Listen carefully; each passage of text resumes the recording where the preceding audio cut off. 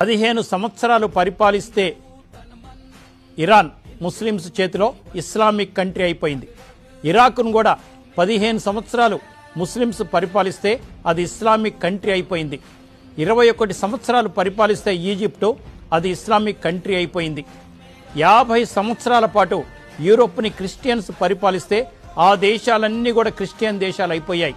కానీ నా భారతదేశం, నా హిందూ దేశం 800 సంవత్సరాలు ముస్లిమ్స్ పరిపాలించిన, దండయాత్ర చేసిన ఘోరీలు, గజనీ మహమ్మదులు, ఔరంగజేబులు, ఇటువంటి ముష్కరులు ఎంతోమంది దాడి చేసిన నిలబడింది హిందూ ధర్మం. 200 పైచిలుకు సంవత్సరాలు క్రిస్టియన్స్ పరిపాలించిన, పరాయి దేశస్తులు పరిపాలించిన, ఎక్కడ కూడా మారలేదు.